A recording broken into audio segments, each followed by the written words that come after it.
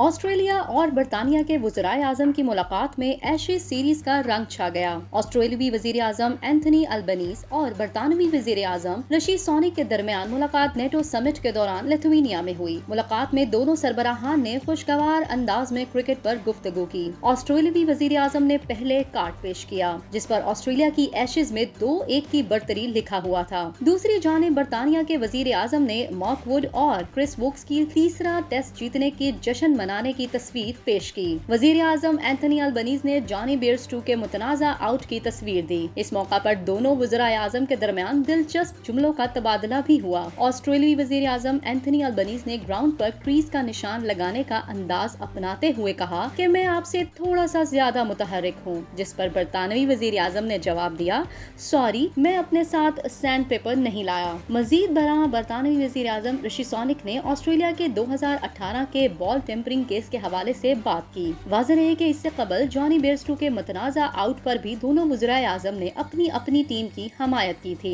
ऑस्ट्रेलियावी cricketers ने अपनी धोखाधड़ी की रवायत को कायम रखा और इंग्लैंड के खिलाफ मैच में भी स्पोर्ट्समैन स्पिरिट का मुजाहरा करना जरूरी नहीं समझा। ऑस्ट्रेलिया ने इंग्लैंड को दूसरे टेस्ट में 43 रन से शिकस्त देकर सीरीज में 2-0 की बढ़तरी हासिल की थी।